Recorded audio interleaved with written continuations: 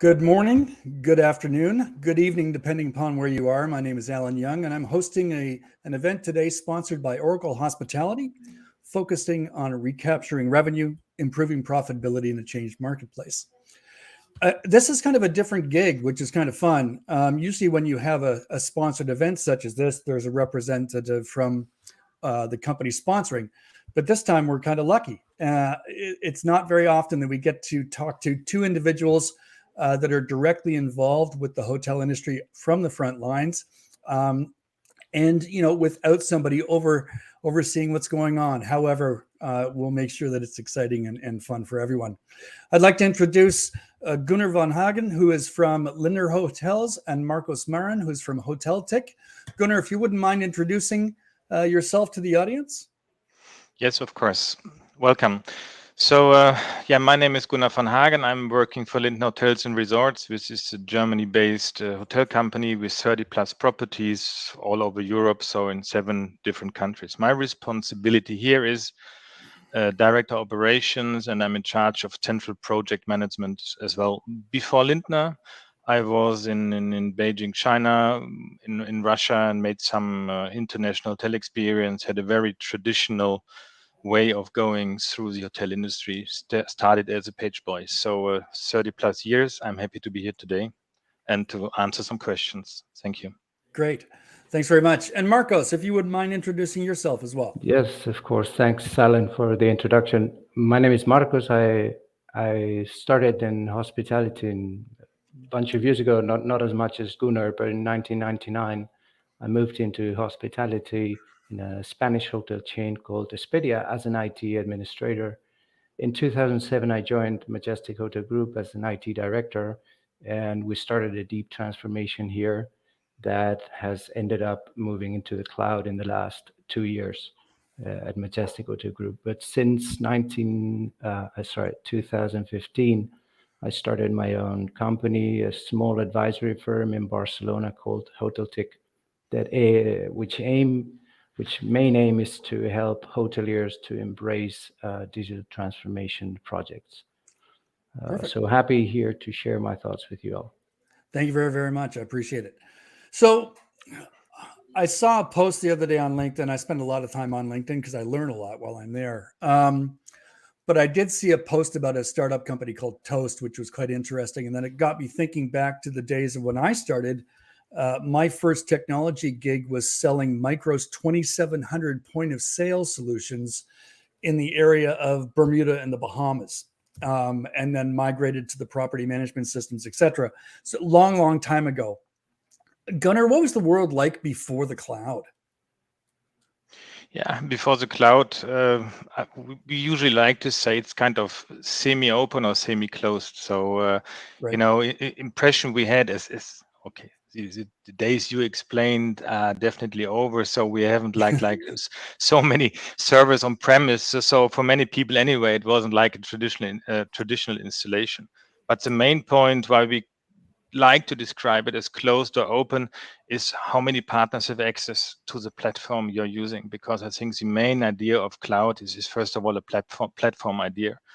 And so we couldn't always do what we wanted. It was very difficult to integrate partners to what our expertise was to enrich our services.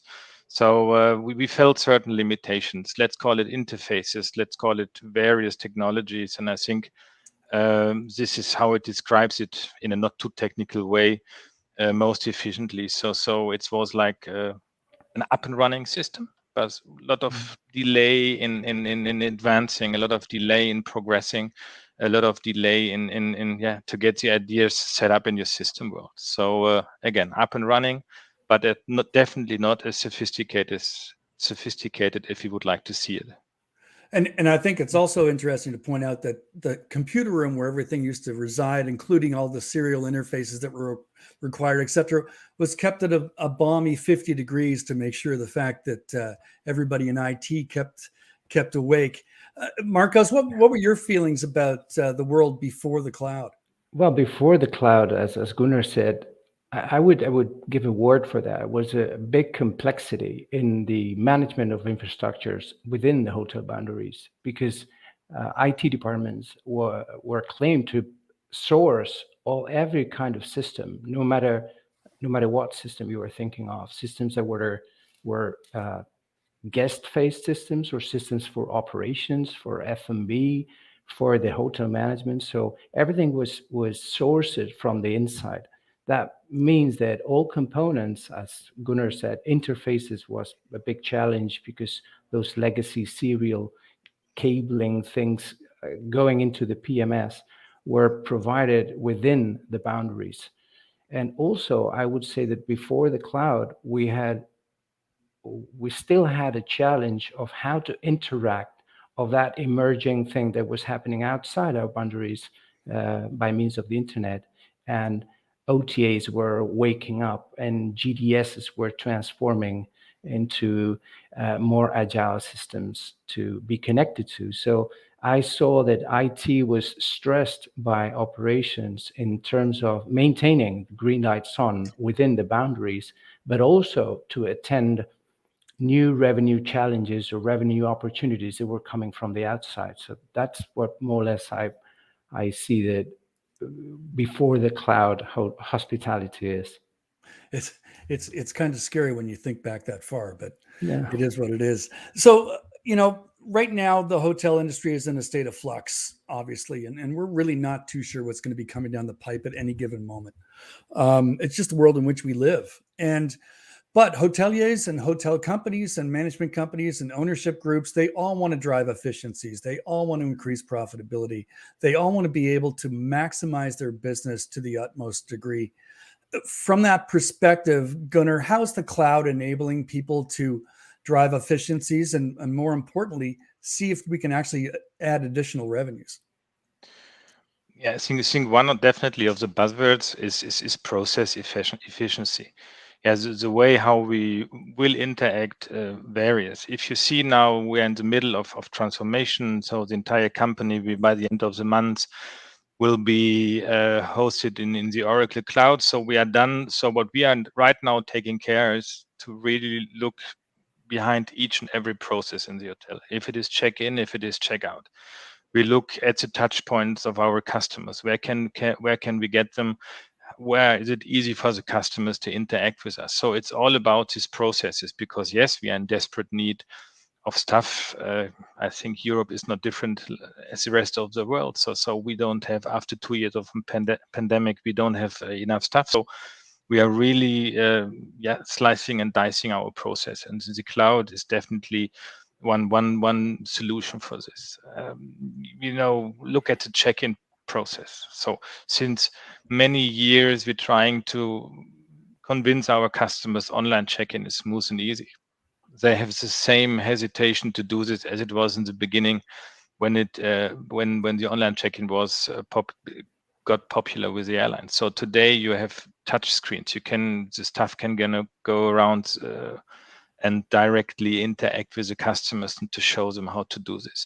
Definitely for the revenue stream, important is as well to look at existing partners, to convince existing partners to enrich, to enrich their application, meaning as all APIs are exposed, as let's say the cloud, our PMS system, it's transparent, get the APIs out of the system you need to enrich your services. If they enrich their services, it will be easier for the customer to use it.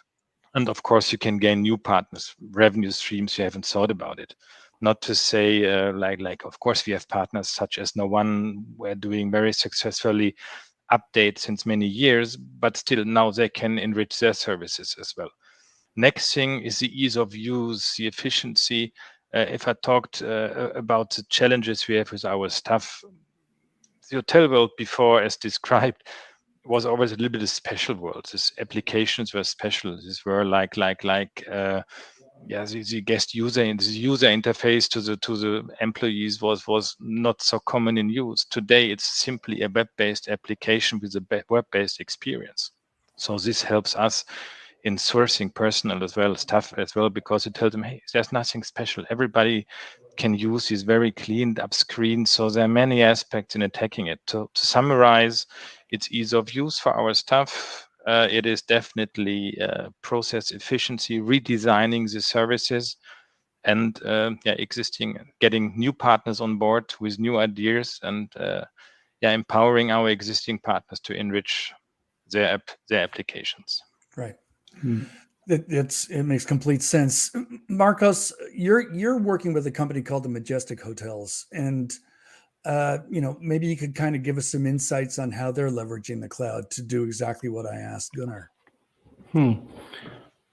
Yes. Well, the Majestic Hotel Group started this cloud transformation about 1.5 years ago, with Oracle chosen as a partner, as a cloud partner, to make this challenge, this transformation. I have to be honest and have to say, like Gunnar said, that during the pandemic we had no resources, no staff, because the business was dramatically stopped. So we had to face this challenge with the belief that when business recovers, we were going to be able to readdress our business processes into the best practices that we wanted to embrace with this adoption. So I would say our experience is that we are running, Majestic Hotel Group counts up to 10 properties in Barcelona and parts of Catalonia in Spain. And we are up and running. All our properties are performing in a stabilized way. But we still, as Gunnar said, we're still wanting to re-engineer some processes to bring up the efficiencies that we can see inside the box of Oracle Cloud's proposal. I mean that the embracing this product has to do with bringing up the best practices of the sector, and we believe that Oracle is the big player of our industry. And you were, just to continue on that vein, you've been involved with that process. And back in the days when you were migrating just an on-premise PMS to another one, we would kind of call it open heart surgery because it was problematic. With Majestic, how was that transition? How was the movement from an on-prem to a cloud-based solution? What was that? What would that feel like? Yeah, well, I like the open heart surgery metaphor, because changing a PMS at least should be conceived as changing the core system of your business in the hospitality. It would be the same as changing an ERP for another industry, for an automotive industry company. But the PMS sits as the main core system for our industry, being able to communicate all departments, sharing the information in time and shape to all the stakeholders within the hotel, especially in operations. So changing this information system is not a simple software switch, or is not a simple upgrade. It might be conceived, or it should be conceived as a deeper process. So what we did is to first we convinced ourselves that the change was necessary, and we were looking behind reducing the complexity of our IT infrastructures.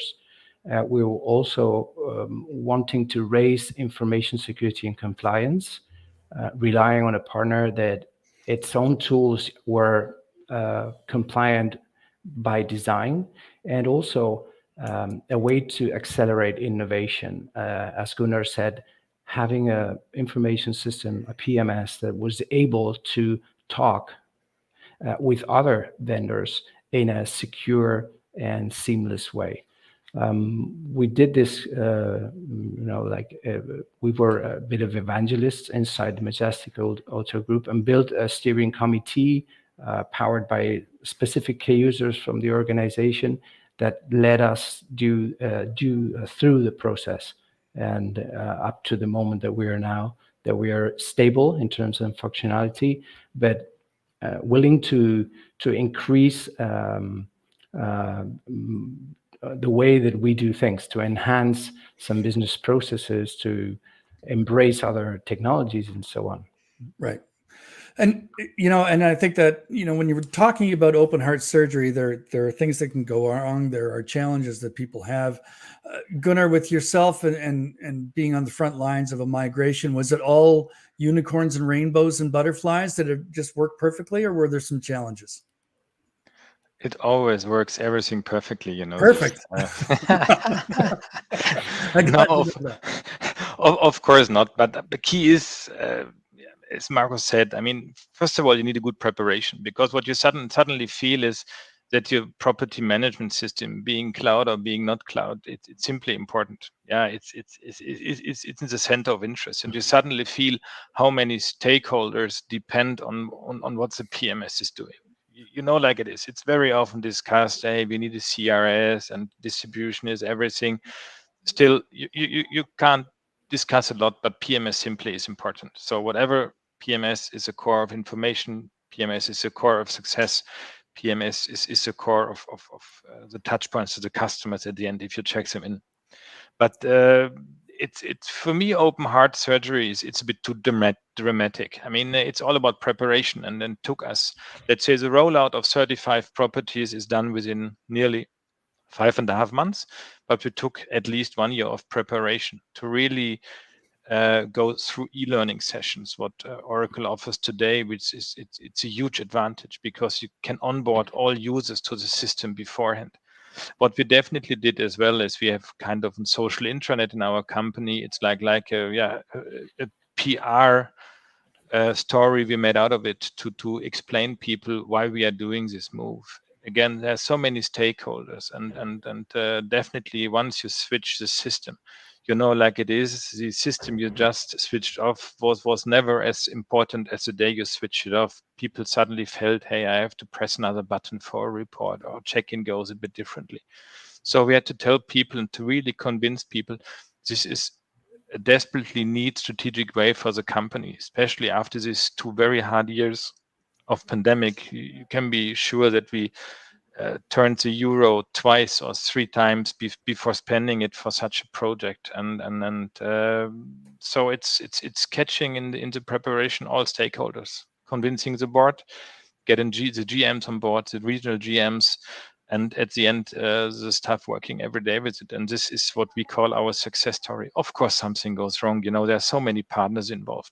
You have to shuffle the bookings from left to right.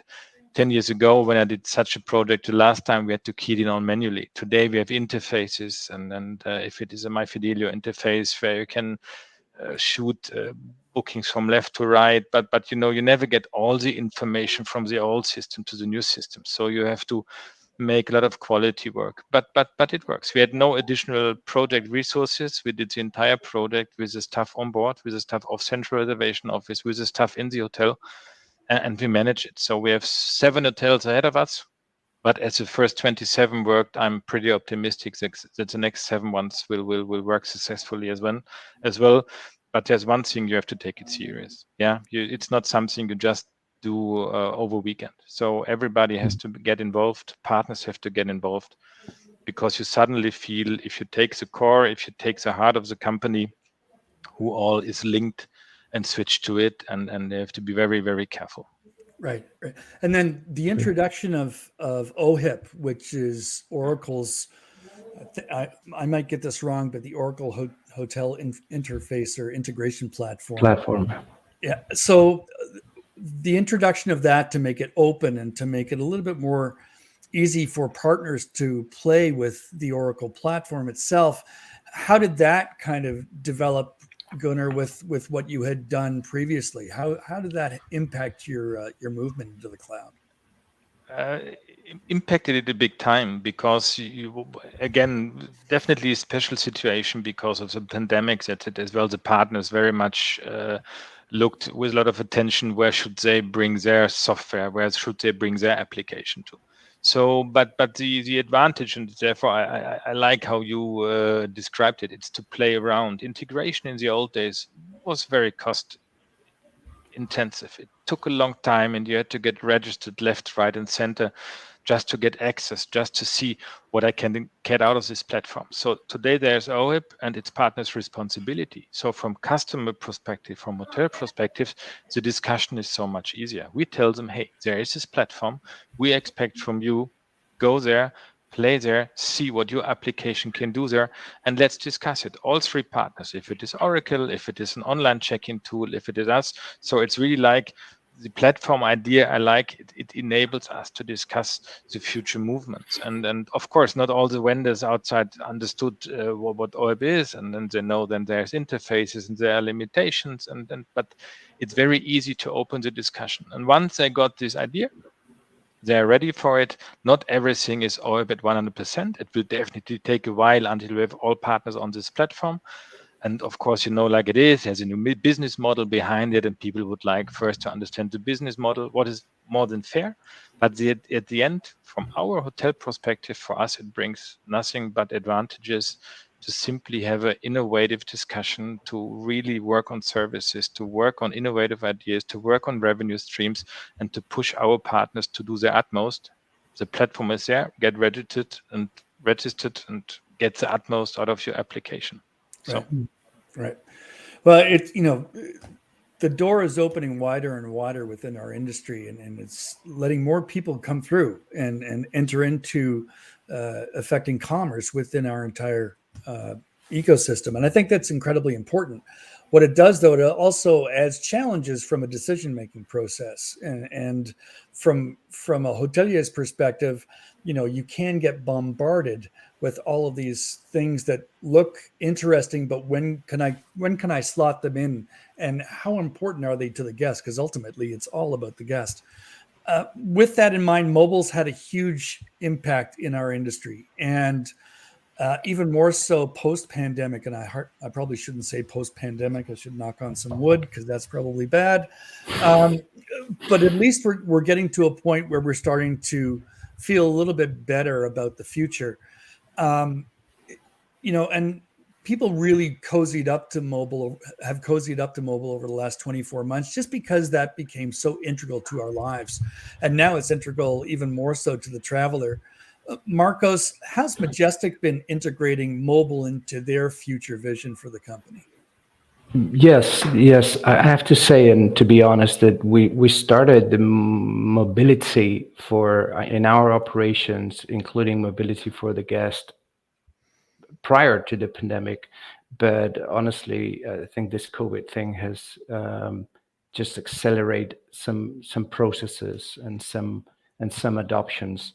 The thing is that the new adoption of this Oracle Cloud PMS has also allowed us to integrate some mobile applications, new ones, some of them that we already had, and using the OHIP platform to integrate them into the PMS. So the thing is that we're running a new PMS with the same mobile application, and that's good, because it gives us, as Gunnar said, gives us flexibility to the hotelier to choose what type of technology the hotelier would fancy for a specific functionality.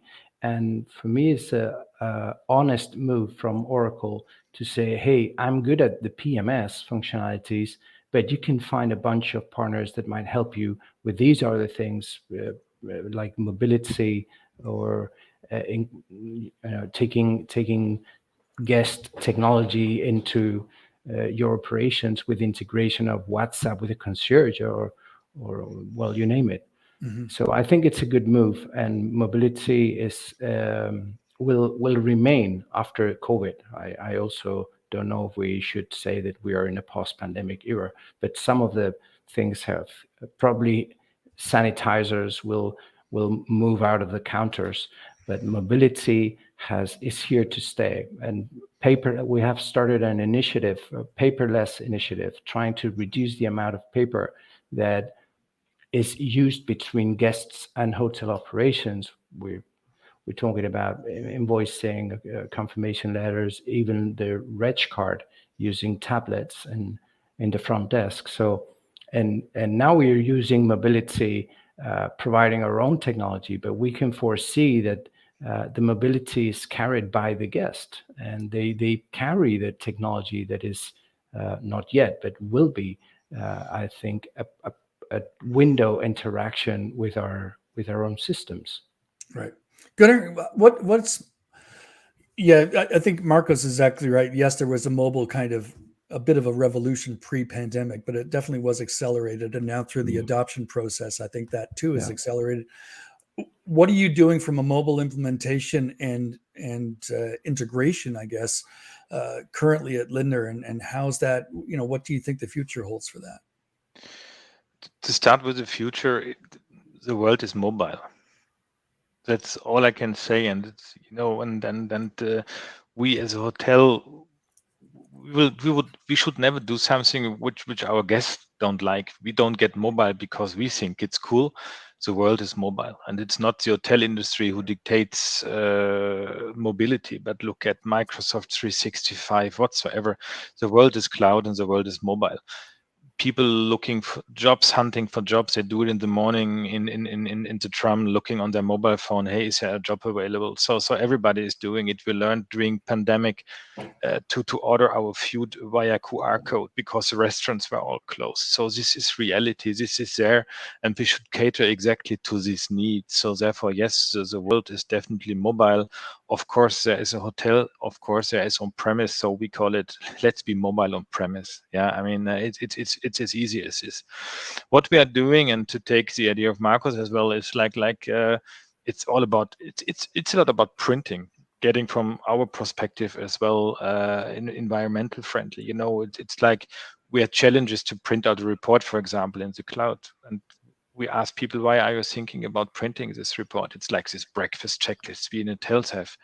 Tell them, hey, take and pad, you don't have to. Or housekeeping wanted a special housekeeping list. I mean, they have all mobile phones.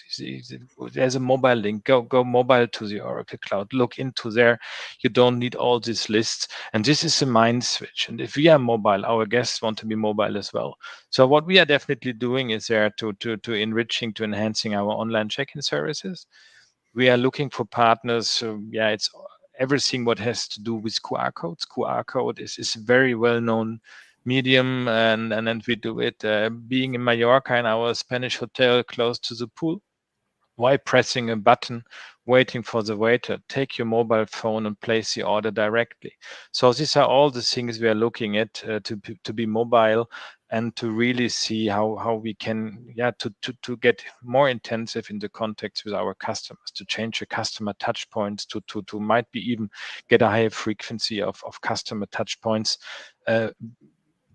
despite having less stuff. And I think this is a formula we're looking for these days, because digitalization is nice, mobility is nice, but we are still in the service industry, and this is what we have to balance.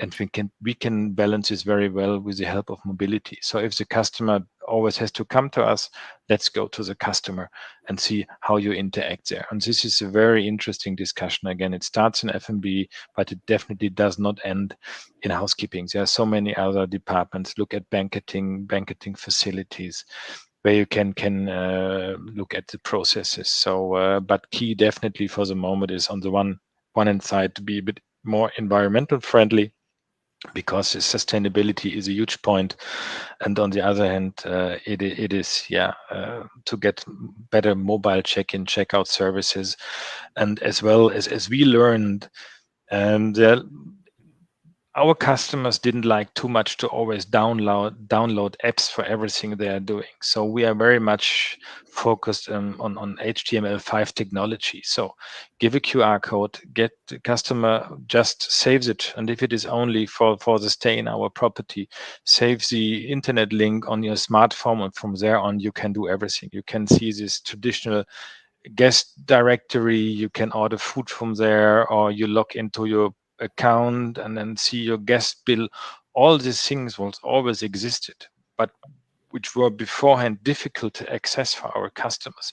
We give them mobile on their phone, because everybody knows how to use their phone, and all they don't like is to have various laptops, PCs, or smartphones.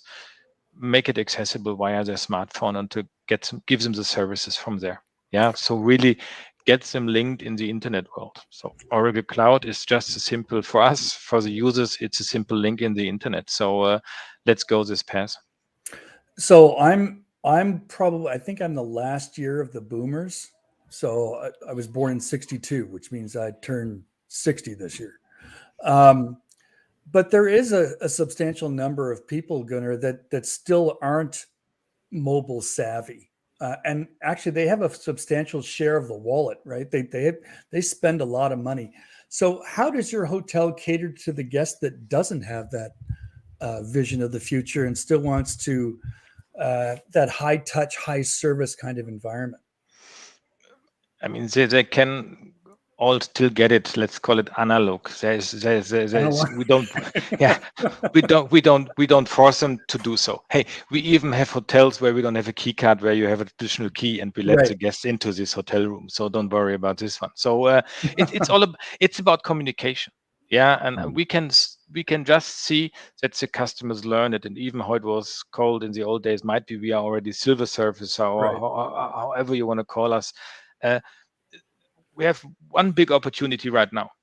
Because of the last 2 years, people got used to it, and even my parents-in-law, which are 80 plus, started to order food by QR code, so they know about it. But still, we don't offend our customers. If they want to have it traditional, they of course can get it, and it's all about communication. But we have to take our stuff on this trip. We have to tell them, look, our focus is there, but still we are a service industry, and people who want it differently, explain them the beauty. And this is the advantage. Because of the mobility, we can explain the customers the beauty, and we can tell them, hey, you can do an online check-in on your own if you like. You have these advantages. Look how it works. But if they don't want it, hey, I take them in a corner. I spend them a coffee. I take my tablet and do the check-in on my own. So this is what I'm talking about balancing. We don't go mobile. We don't go digital just because of the sake of being digital. This would be the biggest mistake. But you can, as I call it, it's kind of a beauty, and you have to talk about advantages. And I think it's so much easier to talk about these advantages. Not everybody will accept it, and like it is. Online check-ins in the beginning, the customers, our guests are coming, hey, you want to kick your stuff out, you want to do everything online. Not even one staff member had to leave our company because we went digital. So we are still in desperate need of stuff. So, and this is what we have to align. So are you customer support for your parents then? Because I found Of course, they all book it through me. I'm the digital service for my parents. Yeah. There you go. Marcos, what are your thoughts about that? Well, here at the Majestic, and listening to Gunnar, I totally agree with what he said, and we have to put our type of customer in the center of the processes, because now we are empowered with new technology that might be mistaken, putting it in between the guest or the client and the operation, and we have to combine those approaches here at the Majestic O2 Group. Giving you some examples for the Majestic, which is a 5-star Grand Lux hotel. For its type of customer, we don't see technology sitting in between, kind of enforcing the usage of that digital tool. Rather than that, we would empower with digital technologies our staff to better serve those type of guests. But in the other side, we have an apartment that we're working on a kiosk to be autonomous. So without a front desk, to be able to do a checking for more, I wouldn't say boomers, but more millennial type of traveler that are expecting to have like a zero contact, human contact with the operations, and just get a machine and get the card and be able to pay and to do an online check-in without printing a thing and having the card for the room. That would be that is our aim, and we're bringing this up now thanks to the Oracle Hospitality Integration Platform. We have chosen a partner for kiosk, and we're doing this. So I believe that technologies should never be forced. Like Gunnar said, we should highlight the beauty and the benefits of its adoption, transcending our own staff, like trying to engage people. I would say that people, guests, or clients are they carry their own technology when they come into our hotel. But until, I would say, the cloud adoption, the hospitality has been kind of reactive. I wouldn't like to be misunderstood, but kind of reactive. So we brought up this Wi-Fi infrastructures because our clients were demanding Wi-Fi as they had at their place. Now they're claiming for IPTV systems because they want to see Netflix as they do at their place. So we were kind of reacting to what our guests were demanding in every specific type of hotel. But now we have the opportunity to go a step ahead and enhance some functionalities of our own PMS, because we can integrate barely any type of vendor into our PMS. So we could use this as a competitive advantage. And I believe the future will come, part of it will come with this, with the ability for hoteliers to go a step ahead and be able to make some wow effect in digital with their guests. Never forcing, always showing the beauty and the benefits of its usage. Right. And so, Gunnar, how are your hotels doing? Are you busy? Is it crazy? What does the summer look like for Lindner? Currently, yeah, it's currently it's crazy. It's busy because we are all coming from practically zero. Yeah, we had no business on the books, like it is. We are mixed resort and business destinations. So there were no fares, there was no base occupancy. So these days, April, May looks very strong. But you feel like doing double the work as again. I mean, there were no bookings and people are booking today and wanting to arrive by tomorrow. And this even shows as well how important it is to be mobile and how important it is to have really functioning system world, like a cloud system works with easy access, easy booking access, because otherwise we couldn't cope with the business. If I would imagine everybody who is booking these days would call our central reservation office, nobody would pick up the phone anymore. So this shows us how important it is to look, technically speaking, forward. But luckily, business is really picking up, and our big hope is, the second half of the year that all the trade shows anticipated will take place. Whereas on the other side of the medal, unluckily, how we all know it, is it's definitely the cost explosion, if it is energy whatsoever. So it's not at 100%, and we had the first 3 months of bad business. So 22 will be tough. But it's such a great feeling that business is picking up. I can't describe it in words. It just makes us happy. And you alluded to earlier that it's a challenge trying to find people to fill all the positions these days. And I think that's across the board, irrespective of continent. How are you, the implementation of the cloud and the usability of the platform, I think is incredibly attractive to people that want to join our industry, because they don't have to get into the weeds about learning multiple systems. With Majestic and the use of Oracle, how have you seen the adoption of the platform, Marcos? Have you seen that as easier than others? Well, this might be a tricky question. I would say that the cloud adoption, and for the product we chose, Opera Cloud, definitely sets a standardized user interface with the standardized user experience in the usage of the cloud. Majestic came from a two-color PMS. So we were running two different PMSs at the point that we decided to migrate to a new platform, to Opera Cloud.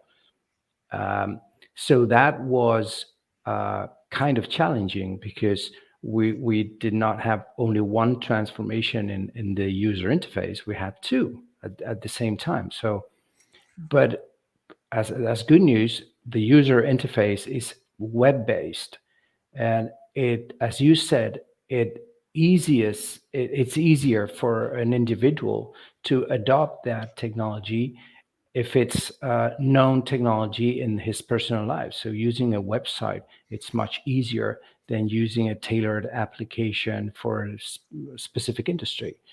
And also I think the approach of the digital training that Oracle has done with its Oracle University has given the opportunity for individuals to jump in this training for this new user interface and user experience without needing to deliver the software into their laptop.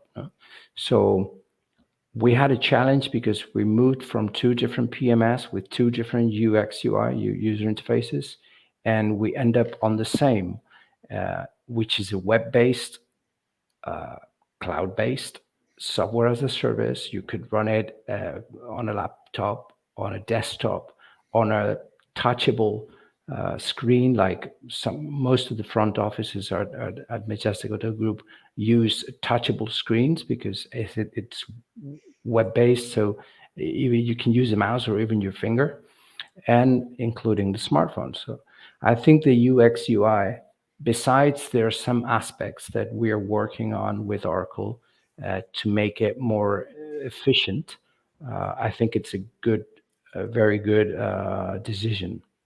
And we've realized that they speak to each other. So operations from Hotel Majestic are calling to Hotel Midmost for, asking some questions about how is this working? How's this going? That's also good to see how users come together and they help each other with typical things of the usage of the product. So we're happy on this. Good. So Gunnar, this question is a bit of a curveball, but I think it bears a quick discussion. There are a number of hotel companies, retail firms, et cetera, that are investigating the metaverse. Some are even thinking about, selling locations and et cetera, et cetera. Is that on your radar at all, Gunnar? Are you looking at the metaverse and what its impact may be on travel and hotels? Could you repeat the question? Sorry, I didn't get it at 100%. Well, I think there's a number of hotels that are actually looking at having pseudo events in the metaverse, but utilizing their brand, right? Yeah. And the metaverse is, to me, I don't own an Oculus. I don't own anything like that. So it's a little bit foreign to me, but there are people that are quite happy to jump into the metaverse and have a conversation. So even commerce can begin to unfold there. Is that something that, is on your radar at all? It's fine if it's not. But there are things out there today where people are saying, yes, our hotel company is investing in the metaverse. And you kind of got to think, investing in what? Yeah, to be frank, it's not really these days. It's a bit too far ahead of ours. I mean, we are definitely looking at various options how to expand our business. Of course, like it is, we just opened a new brand to get a more brand flexibility, because at the end, this is something. The way to adopt how we are working, it's easier now to the technology background as well, but it's not really at 100% what we are just discussing these days. Definitely looking at expansion, definitely looking at a multi-brand strategy and these kinds of stuff, but it's not what it internally discussed so deeply. When you do start discussing it, let me know, because I'd love to hear what your thoughts are on it. Marcos, do you hear anything about the metaverse? Not exactly about the metaverse, but we here at the Majestic, we have a digital committee, and we are running this committee every 15 days, every Monday, 1 week jump. So, and we gather all together with finance, with operations, with the CEO, IT, administration, all together in a digital environment. So we talk about all these trends. We don't see metaverse in our next pipeline for the next year, right? But we see other things like crypto might be bursting in, like IoT as a trend. Well, there's some trends that are there in the world, and some of them we comment this in our digital committee. Not the metaverse, not yet. Not yet. Understandable. It's still pretty new in its infancy, but it's interesting how there is a large, well, I wouldn't say a large, probably a vocal part of our industry that's saying that it's going to be the next big thing. So we're coming to the end. Gunnar, one last question. You've implemented cloud. You've got a large array of hotels. What do you think is going to be your next technology focus over the next 2 to 5 years, or do we live in a world where we don't plan that far in advance? It's indeed it's difficult to plan these days so far in advance, but it is our once being in the cloud, I think we are looking definitely very much at all kind of distribution technology. This is definitely something which we now have the opportunity to have more direct connectivity. If it is OHIP, if it is a CRS, if it is MyFidelio, if it is Oracle distribution whatsoever, we are very much focused technically wise to get as many direct connects as possible to simply streamline the booking and the booking capabilities.